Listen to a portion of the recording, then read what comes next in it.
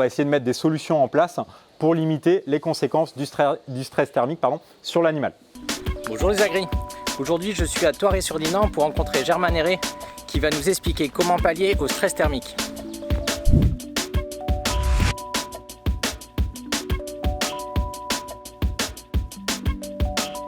C'est une situation de stress qui va être engendrée sur les vaches par différentes conditions météo. Ce qui génère de l'inconfort sur les vaches, ça va être la température, l'humidité, un manque de vitesse de l'air, donc c'est-à-dire une circulation de l'air qui n'est pas optimale, et un rayonnement solaire trop important. La fourchette de température dans laquelle elle va être en confort, c'est entre -5 et 20 degrés. Une application qui s'appelle Thermotool, que vous pouvez télécharger gratuitement, et donc qui, à partir d'une géolocalisation, va vous permettre de savoir quel est le niveau de stress thermique le jour où vous regardez, et d'avoir également une prévision sur les jours qui viennent. Une vache ne transpire pas, donc elle va essayer d'évacuer la chaleur par sa respiration. Ce qu'on va pouvoir observer comme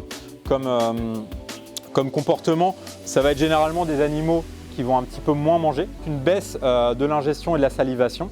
Donc qui dit baisse de salivation dit moins de bicarbonate produit, donc moins d'effet tampon au niveau du rumen. Donc ça, c'est une des conséquences qui peut amener notamment à des baisses de TB.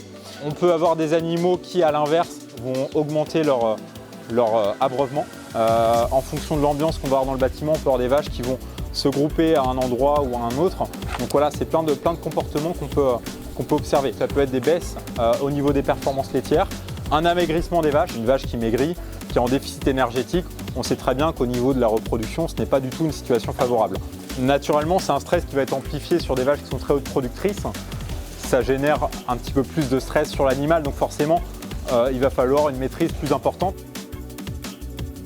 Un des soucis qu'on peut rencontrer en cas de stress thermique, c'est des vaches qui vont moins venir au robot, donc on a une baisse de fréquentation, donc qui pareil peut amplifier une baisse de la production laitière. Et ça peut arriver que parfois, malheureusement, les vaches elles vont se regrouper au niveau du robot.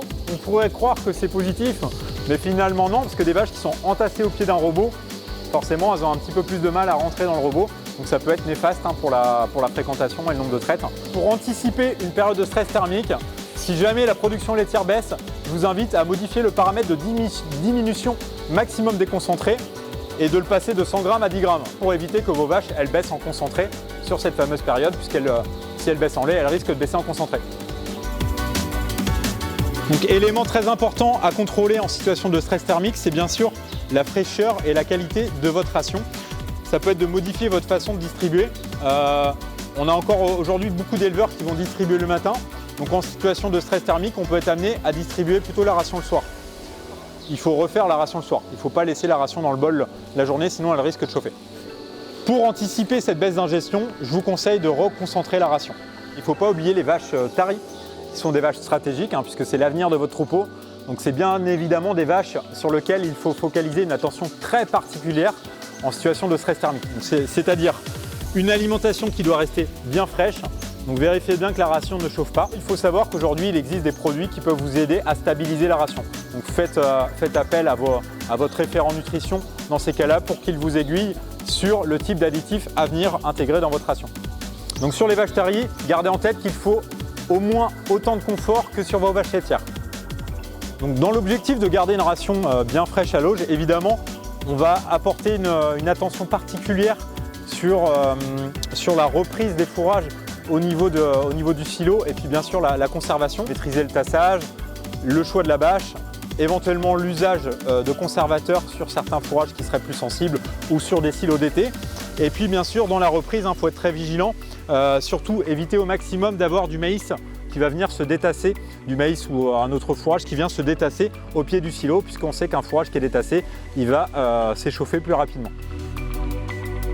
Vous prenez votre minéral classique, vous l'augmentez de 20%, puisque les vaches vont consommer plus d'eau, donc naturellement uriner plus et évacuer plus d'éléments minéraux. Donc ça permet vraiment de sécuriser cette partie-là, et puis bien sûr de renforcer l'immunité des vaches en période de stress. Donc ça, c'est un élément important. Au-delà de la partie minérale, même conseil sur le sel. Donc le sel, vous pouvez augmenter vos quantités de distribution de sel pour les mêmes raisons, d'augmenter la concentration en énergie d'une part. Donc là, on est sur un maïs grain broyé, donc on peut augmenter la quantité de maïs grain broyé. Et puis bien sûr, de concentré protéique. Donc là, pour le coup, c'est un colza. qu'on va chercher à augmenter aussi dans la ration pour pallier une baisse d'ingestion. Pour ceux qui intègrent de la paille dans la ration des vaches, pareil, point de vigilance sur le niveau de cellulose de la ration. Il faut éviter d'avoir une ration hyper sécurisée en conditions de stress thermique puisque ça a un impact au niveau du rumen. Donc on va chercher à réduire légèrement la quantité de cellulose. Autre élément qui va avoir son importance, j'ai parlé tout à l'heure d'une baisse de rumination, donc moins de salivation, donc moins de bicarbonate au niveau salivaire. Il va être important d'apporter des solutions tampons en période de stress thermique. Dans cet élevage, les éleveurs ont opté pour un point en libre service de bicarbonate, c'est-à-dire qu'il y a du bicarbonate qui est mis en libre service toute l'année aux vaches. Il faut savoir que les vaches se régulent sur cet aspect-là. Et l'avantage, c'est que le bicarbonate n'a pas d'impact sur l'échauffement de la ration. Les aménagements possibles au niveau du bâtiment, des ouvertures, de la ventilation, de la brumisation, voilà différents critères, éléments qu'on peut mettre en place. Est-ce qu'on met un bardage? Est-ce qu'on met un filet qui va s'ouvrir ou se fermer en fonction des conditions météo? Il y a beaucoup de sujets qui doivent être anticipés à ce moment-là. Pareil pour l'abreuvement, dimensionnement de l'abreuvement, des compteurs à eau pour vérifier la consommation d'eau par les vaches. Voilà, plein de sujets qui peuvent être anticipés. Donc le conseil que je peux donner, c'est faites-vous accompagner dans ce type de réflexion.